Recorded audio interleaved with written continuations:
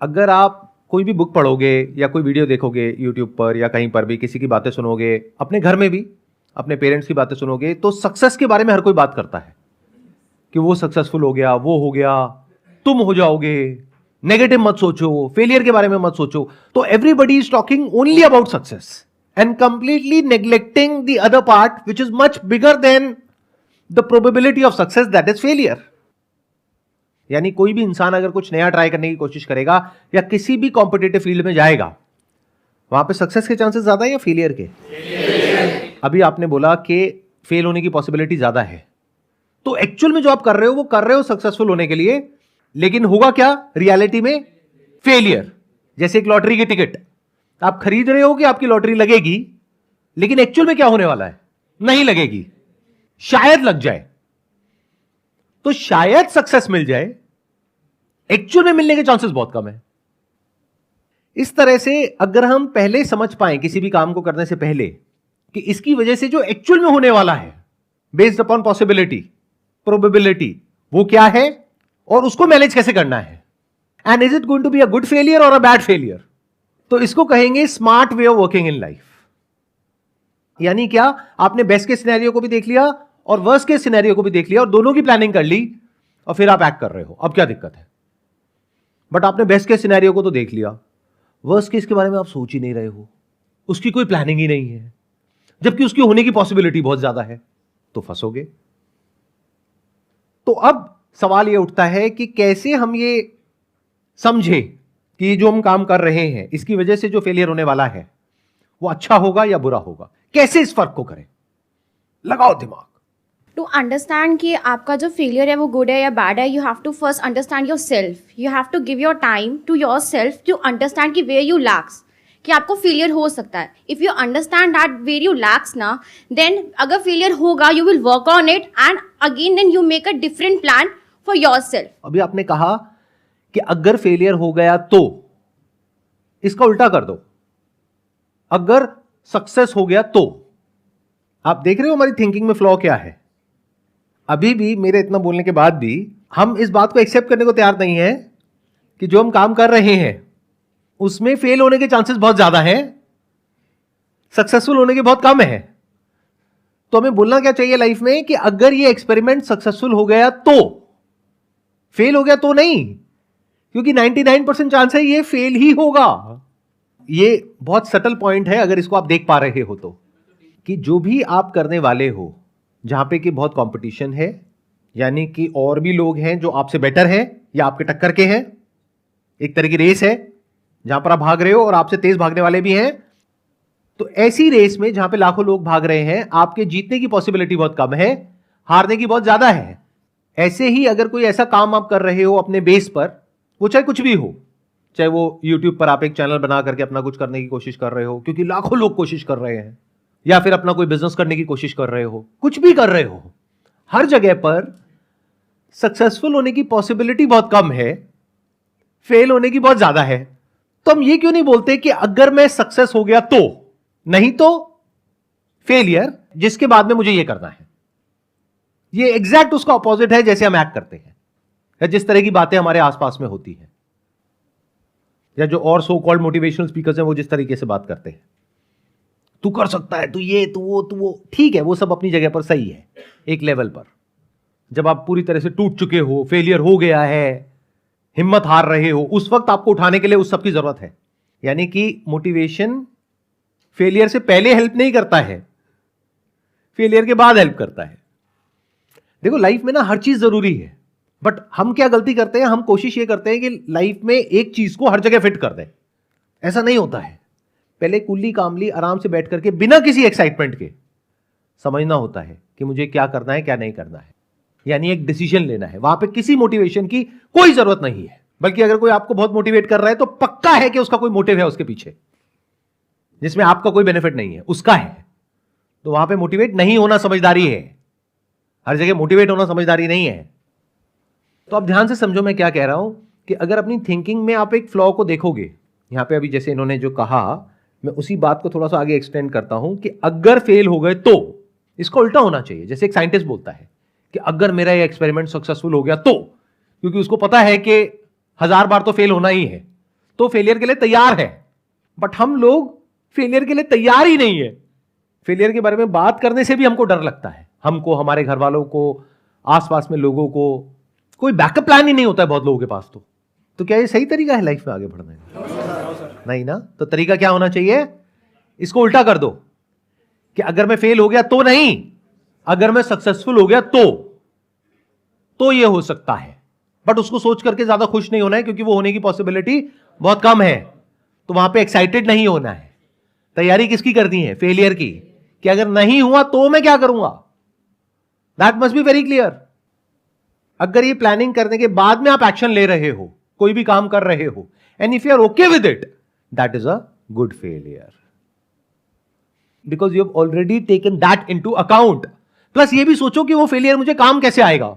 यानी कि अगर मैं कहीं पर जाता हूं, जॉब के लिए अप्लाई करता हूं, क्या ये जो मैंने 4 साल बिताए, क्या ये वहां पर काम आएगा? अगर आएगा तो that is a good failure, क्योंकि फिर वो एक स्टेपिंग स्टोन के जैसा हो गया। बट अगर आप जॉब के लिए जा रहे हो और वो जो आपने 4 साल तक किया वो कहीं काम नहीं आने वाला, तो that is a bad failure. अगर और सिंपल करूं तो आप कहीं पर जॉब कर रहे हो, कोई इंसान आया आपके पास में, बोला जॉब वॉब में कुछ नहीं पड़ा है। जॉब करने का वैसे भी किसी का मन तो होता नहीं है। सबसे ज्यादा जो हार्ट अटैक्स होते हैं वो मंडे मॉर्निंग को होते हैं। वर्ल्ड वाइड ये डेटा प्रूवन है। तो मन तो किसी का भी नहीं है। तो कोई भी आया आकर के कहा कि भाई आपका मन है जॉब करने का? नहीं है। तो क्यों कर रहे हो? आओ हमारे पास में आ जाओ, बी योर ओन बॉस। और कोई भी आपको बड़ा सा सपना दिखाया, आपने जॉब छोड़ दी और आपको बोला जॉब में कितना कमा रहे हो? 50,000 रुपए। अरे 50,000 रुपए कुछ नहीं होता, ये देखो 5 लाख का चेक। आपकी आंखें चमक गई। आप तो मोटिवेट होने के लिए तैयार ही बैठे हो। मोटिवेट हो गए, जॉब पे जाकर के स्टाइल से, अब ये 50,000 में मेरा कुछ नहीं होने वाला, मैं 5 लाख कमाऊंगा। अब 6 महीने हो गए, 5 लाख छोड़ो, 5,000 भी नहीं आया। जेब से 50,000 लग गया, वो अलग। अब आप भटक रहे हो दर दर। अपने फ्रेंड्स भी आपने खराब कर लिए। यानी अब आपके फ्रेंड्स आपको देख करके साइड से निकल जाते हैं। मेरी बात को समझ पा रहे हो? नहीं समझ पा रहे हो? मैं डायरेक्टली कुछ भी नहीं बोल रहा हूं, लेकिन सब कुछ बोल रहा हूं। मतलब आपके दोस्त भी आपके नहीं रहे, आपके रिश्तेदार भी आपके नहीं रहे, आपकी नौकरी भी आपकी नहीं रही, और घर में मान लो आप शादीशुदा हो, बच्चे हैं, तो बच्चों के स्कूल की फीस देने के पैसे नहीं हैं। वाइफ से घर में रोज कलेश हो रहा है।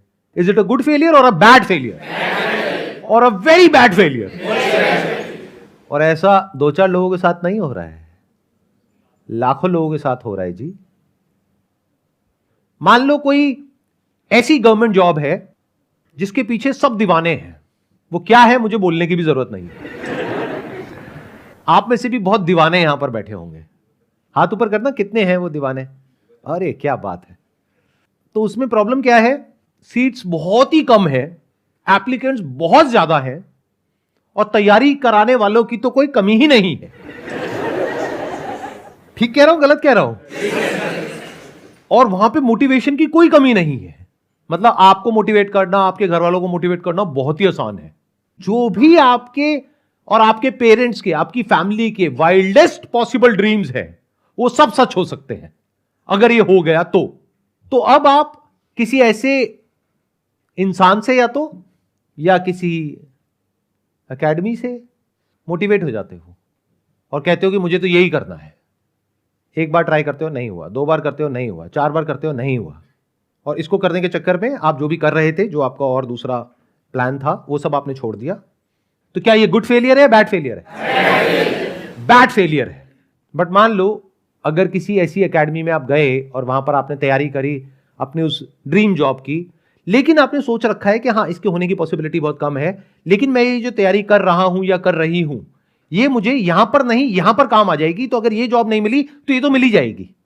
तो क्या ये गुड फेलियर है, बैड फेलियर है? गुड फेलियर है, क्योंकि अब आप प्रैक्टिकली सोच समझ करके प्लानिंग के साथ में रियलिस्टिकली आगे बढ़ रहे हो। और ये भी आपको क्लियर है कि ये जिसको आप प्लान बी कह रहे हो कि अगर ये नहीं हुआ तो ये, वो एक्चुअल में प्लान ए है।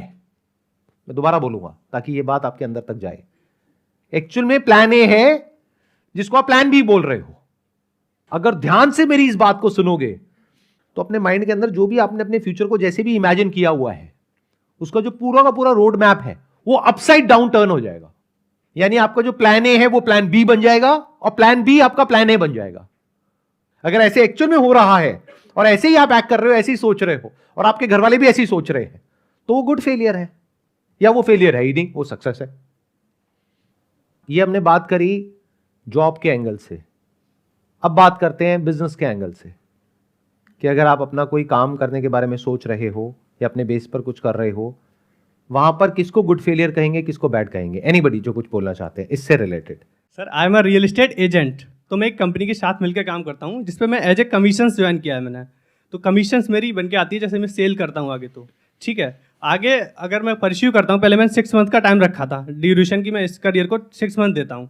अब मुझे लगता है कि मैं इसमें जो टाइम पीरियड है वो 1 साल मैंने अपना कर दिया कि इसमें 1 साल देता हूँ अपना टाइम पीरियड, जिससे कि अगर मैं फेल भी होता हूँ ना सर, तो मेरा जो फेलियर है वो गुड फेलियर होगा, क्योंकि मुझे अच्छी खासी नॉलेज होगी प्रॉपर्टी की, जिससे मैं अगर दूसरे फील्ड में जाता हूँ कहीं से पैसा तो बनाऊंगा ना, इस फील्ड से नहीं बनाऊंगा तो कहीं और से बनाऊंगा। लेकिन वेल्थ क्रिएट करने के लिए रियल एस्टेट एक अच्छी इंडस्ट्री है। और इसमें जो आपको फाइनेंशियल लॉस होगा अगले 1 साल में, वो कितना है? फाइनेंशियल लॉस सर है ही नहीं, कंपनी मुझे सपोर्ट करती है, 5,000 रुपये चलाने के लिए देते हैं। तो कोई रिस्क नहीं है, risk zero sir, financial risk कोई नहीं है, zero sir, risk zero. This is a perfect example of a good failure, क्योंकि इनको बहुत कुछ सीखने को मिलेगा और इन्होंने पहले से ही सब कुछ सोच रखा है। तो ये जो कर रहे हैं उसका लॉन्ग टर्म में इनको बेनिफिट ही होने वाला है। इनफैक्ट शॉर्ट टर्म में भी कोई नुकसान नहीं है। जो ये सोच रहे हैं अगर वो नहीं भी होता, यानी कि अगर बहुत ज्यादा आप डील्स नहीं क्रैक कर पाते, आपको बहुत ज्यादा कमीशंस नहीं मिलती, जैसा कि आप सोच रहे होंगे कि ऐसा हो जाएगा वैसा हो जाएगा, वैसा नहीं भी होता तब भी कोई बुराई नहीं है, राइट? और वैसा हो गया तो बहुत ही बढ़िया है। और बताइए कौन है जो कुछ बोलना चाहते हैं? नमस्ते नमस्ते जी। सर, आपने जैसा कि बोला मैं यूपीएससी एस्पायरेंट हूँ, वो ड्रीम जॉब। लेकिन मैं तो यूपीएससी की बात नहीं कर रहा था, मतलब आपने यूपीएससी क्यों समझा? वो सर सबसे ज़्यादा उसी की वही ड्रीम जॉब है ना। अच्छा, तो फिर वही होगा। हाँ ठीक यस है। सर। नहीं, ठीक है। तो मेरा सवाल सर ये था कि सर आपने जैसे कि बोला कि प्लान ए और प्लान बी दोनों होना चाहिए। तो सर जैसे कि आपने बोला कि प्लान जो बी होता है वो एक्चुअली हमारा प्लान ए होता है। तो सर अभी मेरा प्लान ए यूपीएससी है और प्लान बी है मेरा स्टेट पीसीएस। लेकिन सर दोनों में चांसेस जो आपने बोला वो 1% होता है। तो प्लान सी क्रिएट करो। क्योंकि दोनों ही जगह पे 99% चांसेस है कि नहीं होगा, यानी कि फेलियर होगा। अभी Yes. सुनने में थोड़ा कड़वा भी लगेगा, बुरा भी लगेगा, सर डिमोटिवेशन बट लगने दो, क्योंकि अभी लग जाए बेटर है बजाय कि 5 साल बाद बुरा लगे। मतलब फॉर एग्जाम्पल आप एक रेस को लेकर के बहुत इमोशनल हो, कहते हो कि अगर मैं इस रेस को नहीं जीती तो मेरा सपना टूट जाएगा। वहां पर वो पोडियम है 1 2 3, मुझे या तो 1 पे आना है, 2 पे आना है, 3 पे आना है, नहीं तो मैं पूरी तरह से टूट जाऊंगी, मैं खत्म हो जाऊंगी, मेरे पेरेंट्स की सारी उम्मीदें टूट जाएंगी, पता नहीं मैं अपने घर में कैसे किसको फेस करूंगी। इससे उस रेस के आउटकम पे कोई फर्क नहीं पड़ता है, बल्कि पड़ता भी है तो बुरा ही पड़ता है, क्योंकि अब आप इतना डर जाओगे एग्जामिनेशन के टाइम पे because of this over obsession with this goal, कि आपके अंदर इतना डर आ जाएगा कि जब आप वहां पे जाओगे तो आपके हाथ कांप रहे होंगे लिखते वक्त, जाने से पहले आपकी हार्ट बीट तेज हो जाएगी। जबकि जिस तरह से मैं बता रहा हूं अगर उस तरीके से करोगे तो आप मजे से जाओगे, क्योंकि आपको पता है कि होना तो वैसे भी नहीं है।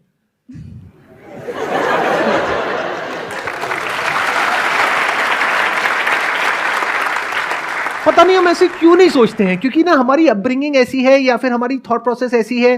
देखो मैं जब भी कोई नया काम करता हूं ना, तो मेरे आसपास वाले जो लोग होते हैं वो थोड़ा टेंशन में होते हैं, मैं हंस रहा होता हूं। वो कहते हैं सर आप बहुत अजीब हो, मतलब इतना बड़ा रिस्क ले रहे हो और आप हंस रहे हो। मैंने कहा मुझे पता है वैसे भी कुछ होना तो है नहीं, क्योंकि 90% है कि फेल ही होगा। फिर वो कहते हैं कि सर जब आपको पता है कि 90% चांसेस है कि ये जो आप नया काम करने वाले हो ये फेल ही होगा, तो कर क्यों रहे हो? मैंने कहा लेकिन 10% चांसेस है सक्सेसफुल होने के। अब वो 10 में से एक कौन सा काम होगा वो ना मुझे पता है, ना तुझे पता है, ना तेरे बाप को पता है। तो जब तक मैं 10 करूंगा नहीं, उसमें से 9 फेल नहीं होंगे, तब तक वो एक सक्सेस तक मैं नहीं पहुंच पाऊंगा। बिल्कुल ऐसे इमेजिन करो कि एक डाइस है, उसके ऊपर 10 नंबर है, तो डाइस फेंक रहे हो, जैसे आपने बचपन में लूडो खेला होगा, अभी भी खेलते होगे, तो पता नहीं होता ना कौन सा नंबर आने वाला है। तो 10 में से एक नंबर आएगा या नहीं ये कहना नेक्स्ट टू इम्पॉसिबल है। तो मैं बिल्कुल इस तरीके से देखता हूं लाइफ को। इसलिए आज से 5 साल पहले, 10 साल पहले मैं जिस लेवल पर था उससे आज बहुत आगे वाले लेवल पर हूं, और आने वाले 10 साल बाद और आगे लेवल पर होऊंगा, क्योंकि मैं सक्सेस को समझ चुका हूं। सक्सेस का जो सबसे बड़ा सीक्रेट है वो क्या है? फेलियर को एम्ब्रेस करना, फेलियर को मैनेज करना, सक्सेस को नहीं। सक्सेस तो अपने आप आती है।